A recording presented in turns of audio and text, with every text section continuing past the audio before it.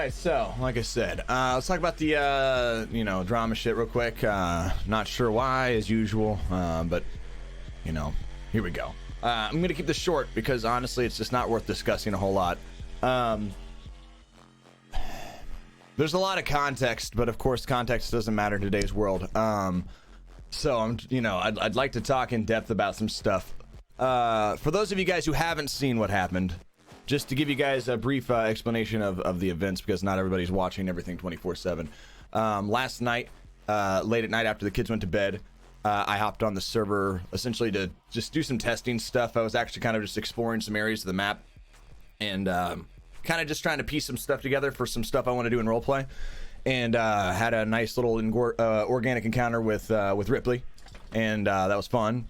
Left it at that. We had a little discussion. It wasn't anything big, just kind of a traffic stop thing. You can go back and watch Ripley's VOD. Actually, I'd recommend watching Ripley's VOD. It was actually a fun little encounter. But that being said, ran to Ripley a little bit. We ran into him again later on. A police car got stolen. I witnessed a police car stolen. We called it in.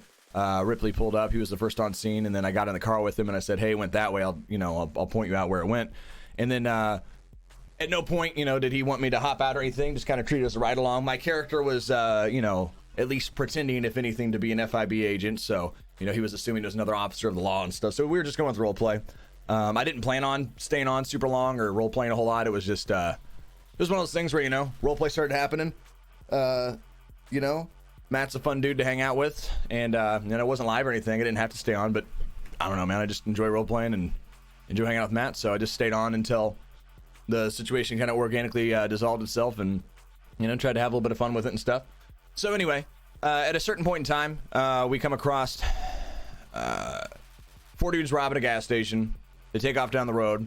Not very far down the road, they crash. The car's disabled. All of them pile out of the car and start blasting and shooting and shooting.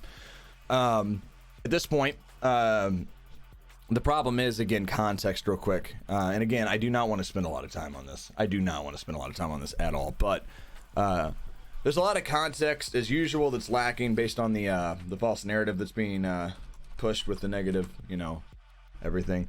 But real quick, just to show you guys what I wanted to tell you real quick before we head into this. So, a couple things. So, here we go. Let's just do this. At this point, let me pause the music. That's what I'm doing. I got too much shit going at once. All right, here's the situation here. So, the guys wreck out right here. Again, keep in mind there are 4 armed gunmen.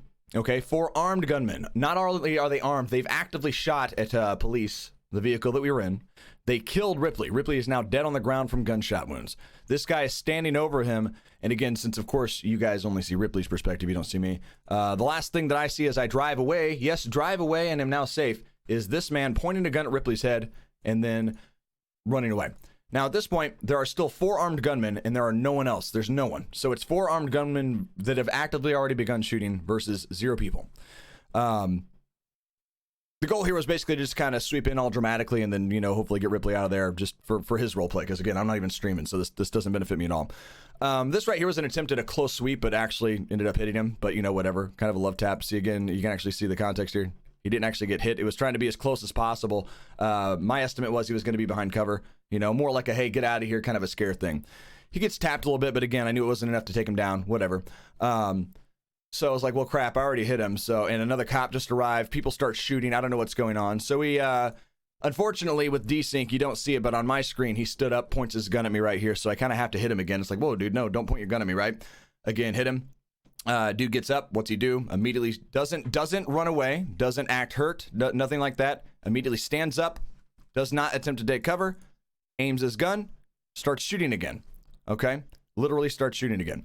At this point, I actually tried to miss him again to be like, hey, whoa, dude, like, close call, like, get out of here kind of thing. You know what I mean? Keep in mind, again, the context that you don't hear. I don't have a gun. I have no weapon. I'm just trying to get Ripley out of there. And I don't want to kill this guy with the car, but unfortunately, every single time I go near him, he doesn't, again, take cover or anything. He keeps standing back up in the middle of the open and shooting. I have no other option but to keep like, hey, no, dude, back up, get out of here.